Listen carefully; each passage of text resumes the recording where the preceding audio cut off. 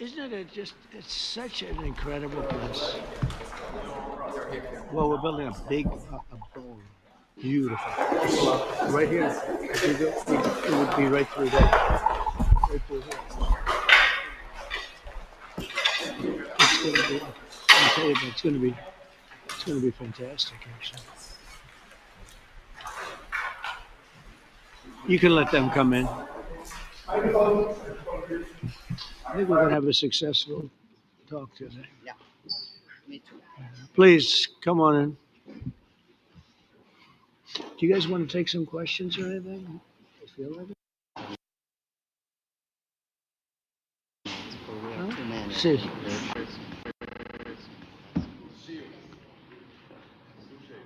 Yeah, good.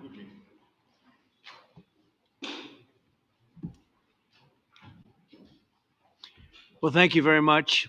It's a great honor to have you here. Special place. White House is special no matter where you're from.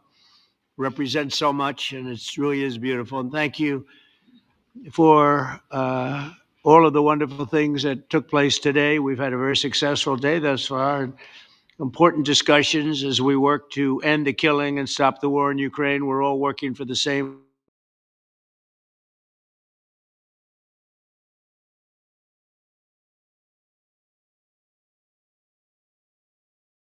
Zelensky and all of the discussions that we've had. We covered a lot of territory. And I spoke indirectly with President Putin today. We're going to call President Putin right after this meeting. I'm sure we're going to have a solid meeting, good meeting, maybe a great meeting. And we're going to try and work out a trilat after that and see if we can get it finished, put this to sleep, because this is not since the Second World War has there been anything like this.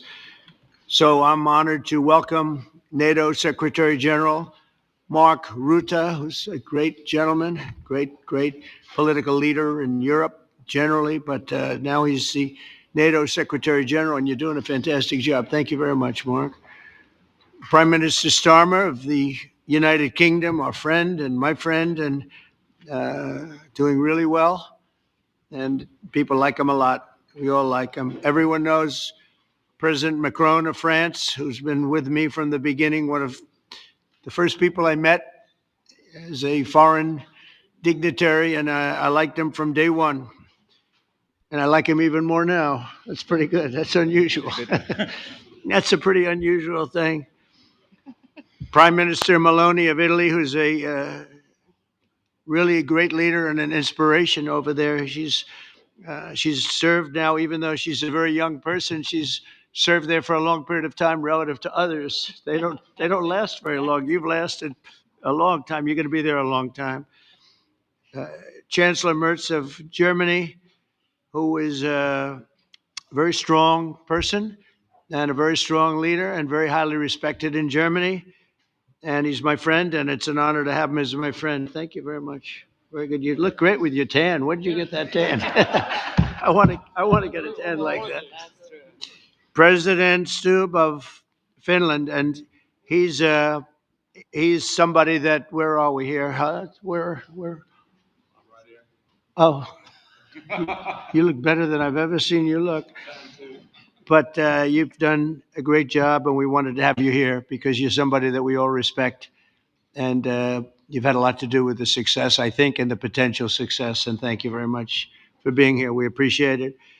And the president of the European Commission, Ursula von der Leyen, who is somebody that we just made a big deal with all of those countries. I don't know. I think you might be more powerful than all these guys at this table. I don't know. But we had a great negotiation, and you're respected all over the world. So I want to thank you very much for being here. It's a great honor to have you. The Alaska Summit reinforced my belief that while difficult, peace is within reach, and I believe that in a very significant step, President Putin agreed that Russia would accept security guarantees for Ukraine, and this is one of the key points that we need to consider, and we're going to be considering that at the table also, like who will do what, essentially. I'm optimistic that collectively we can reach an agreement that would deter any future aggression against Ukraine, and I actually think there won't be. I think that's even overrated, largely overrated, but we're going to find out. And I think that the European nations are going to take a lot of the burden. We're going to help them, and we're going to make it very secure.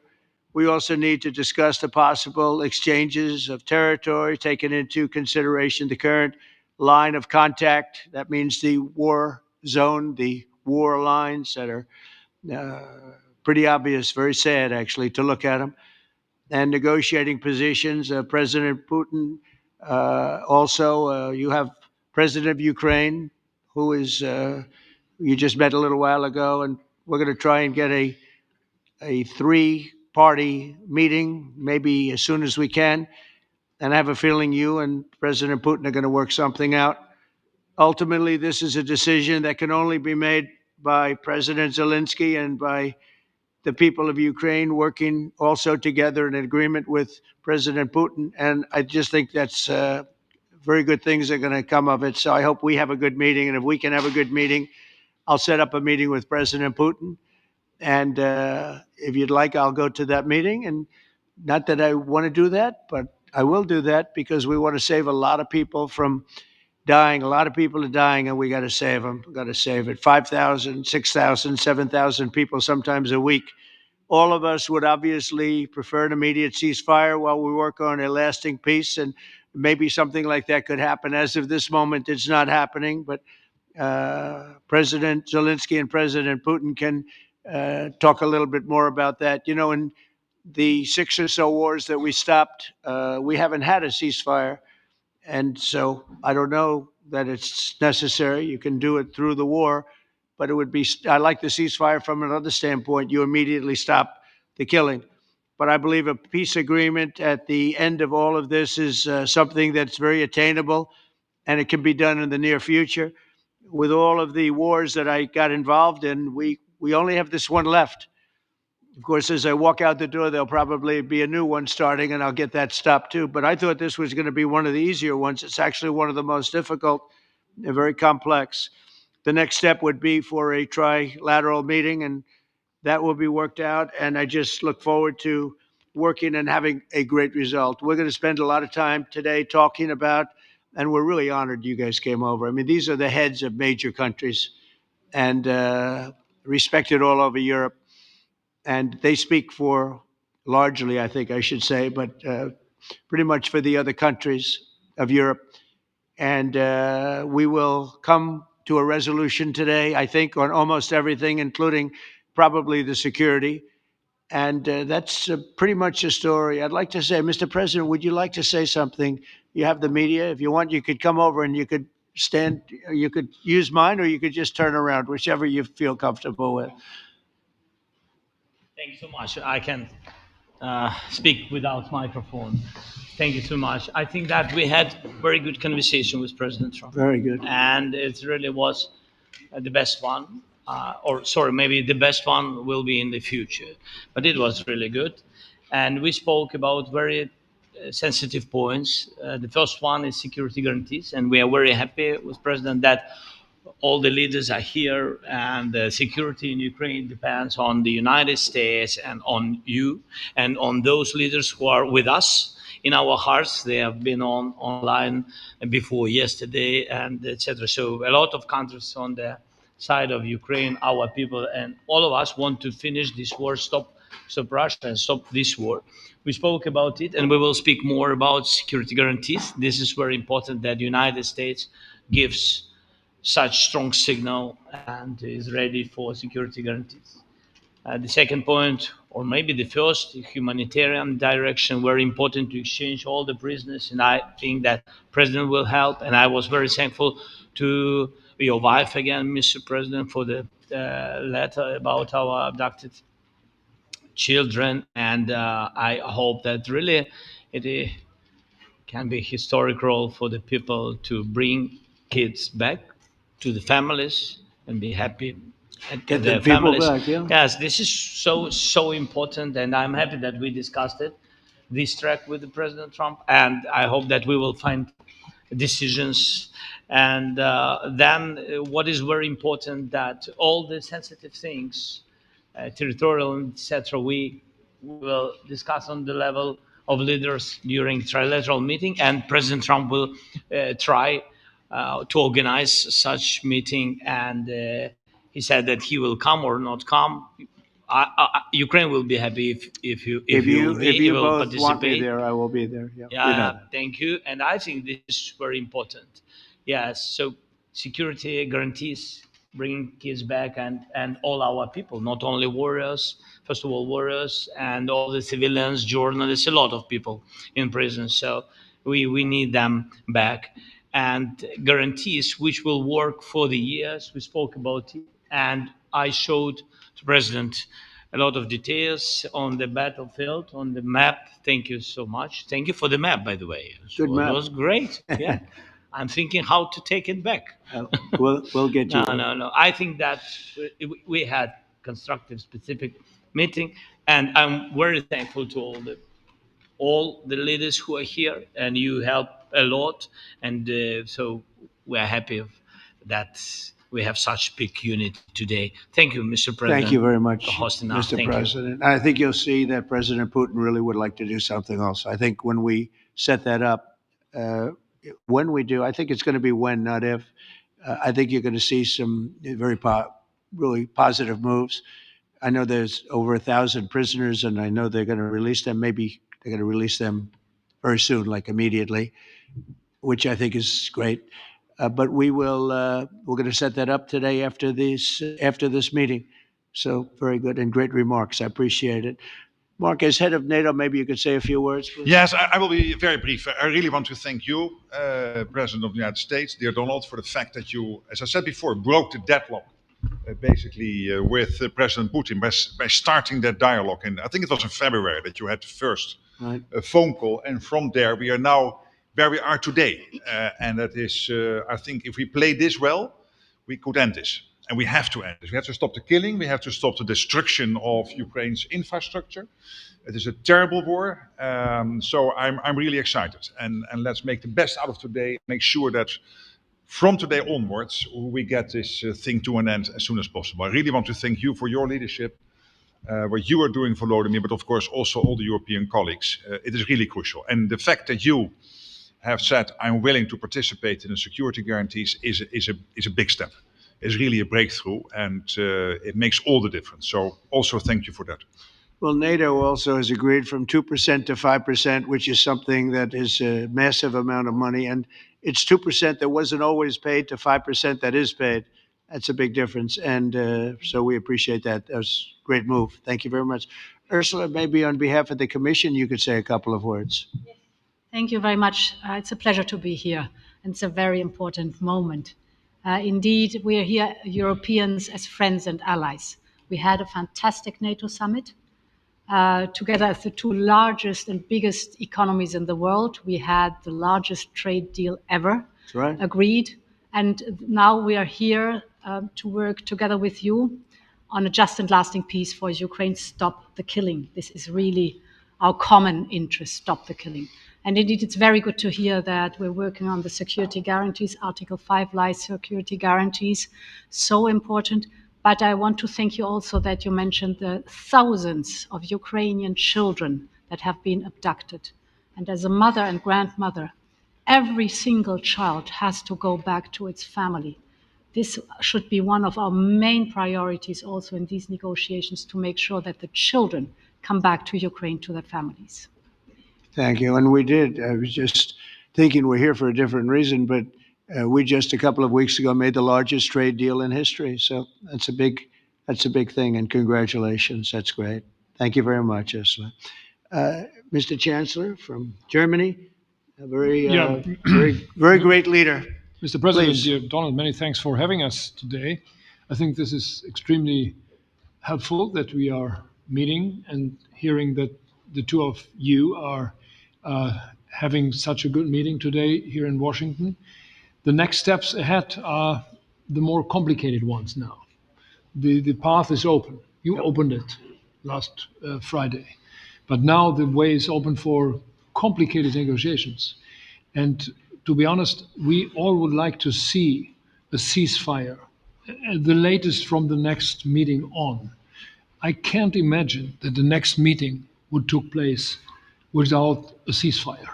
So let's work on that, and let's try to put pressure on Russia, because the credibility of these efforts we are undertaking today, are depending on at least a ceasefire from the beginning of the serious negotiations from next step on. So I would like to emphasize this aspect and would like to see a ceasefire from the next meeting, which should be a trilateral meeting wherever it takes place. Well, we're going to let the president go over and talk to the president, and we'll see how that works out. And if we can do that, I will say, and again, I say it, in the 6 wars that I've settled, I haven't had a ceasefire. We just got into negotiations, and one of the wars was, as you know, in the Congo was 31 years long. Another one that we settled last week with 2 great countries was 35 years going on, and we had no ceasefire. So if we can do the ceasefire, great. And if we don't do a ceasefire, because many other points were given to us, many points were given to us, great points. Please, Georgia, go ahead. Well, thank you very much, Donald, Mr. President, for hosting us today in this important meeting. And I think it is an important day, a new phase, after 3 years and a half that we didn't see any kind of sign from the Russian side that there was a willing for dialogue. So something is changing, something has changed, thanks to you. Thanks also to the stalling in the battlefield, which was achieved with the bravery of Ukrainians and with the unity that we all provided to Ukraine. And the reason why I mention it is that we also have to remind that if we want to reach peace and if we want to guarantee justice, we have to do it united. So that's why it's a very good day, the one we are in. You can obviously count on Italy as it was from the beginning. We are on the side of Ukraine, and we do absolutely support your efforts towards peace.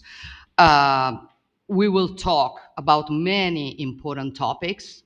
The first one is security guarantees, how to be sure that it won't happen again, which is the precondition of every kind of peace. I'm happy that we will discuss about that. I'm happy that we will begin from a proposal, which is the, let's say, Article 5 model, which was Italian at the beginning. So we are always ready to bring our proposals for peace, for dialogue. It's something we have to build together to guarantee peace and to defend the security of our nation. So thank you, Mr. President, for hosting us. Thank you very much. Emmanuel? Thank you, Mr. President, for organizing this meeting and for your commitment. And everything was said, but I just have to say here, everybody around this table is in favor of peace. And we work very hard, and we've worked very hard during the past few years to have a peace which is a robust and long-standing peace. This is why the idea of a trilateral meeting is very important, because this is the only way to fix it. And by the way, I think as a follow-up, we would need probably a quadrilateral meeting, because when we speak about security guarantees, we speak about the whole security of the European continent. And this is why we are all united here with Ukraine on this matter. In order to organize such a trilateral meeting, your idea to ask for a truce or ceasefire, at least to stop the killings, as we discussed, is a necessity. And we all support this idea. And in order to have such a long-standing peace for Ukraine and for the whole continent, we do need these security guarantees. And the first one is clearly a credible Ukrainian army for the years and decades to come.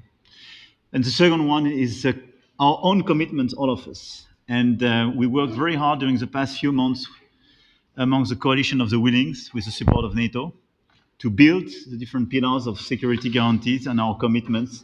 And you can be sure that the Europeans are very lucid about the fact that they have their fair share in these security guarantees for Ukraine, but their own security is clearly at stake in this situation. So you can count on us, as we can count on you, in order to deliver this robust peace for both Ukraine and Europe. Thank you very much, Emmanuel. Mr. Prime Minister? Thank you very much, Mr. President, and thank you for hosting us here. Can I start where Emmanuel started, which is we all want peace. The war in Ukraine has had a huge impact, particularly on the Ukrainians who've borne the brunt of it, but it's also had an impact on Europe and on the United Kingdom. There's not a family or community that hasn't been affected.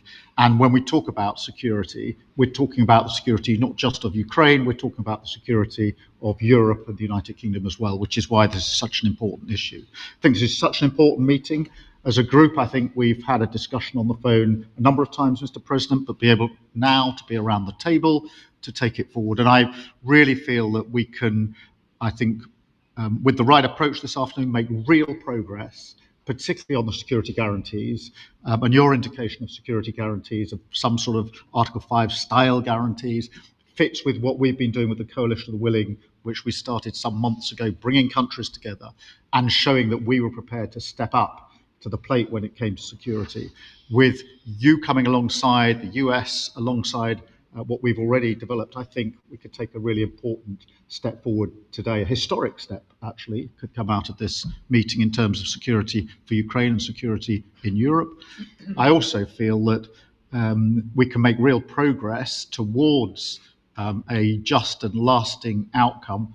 Obviously, that has to involve Ukraine, and a trilateral meeting seems the sensible next step. So thank you for being prepared to take that forward, because I think if we can ensure that that is the progress out of this meeting, both security guarantees and some sort of progress on trilateral meeting of some sort to bring some of the difficult issues to a head, then I think today will be seen as a very important day in recent years in relation to a conflict which has gone on for 3 and a bit years. And so far, nobody's been able to bring it to this point. So I thank you for that. Well, thank you very much. And, it's very interesting because this is the first for the White House. You can't say that very often. It's seen a lot over the years, since 1800, 1799, to be almost exact.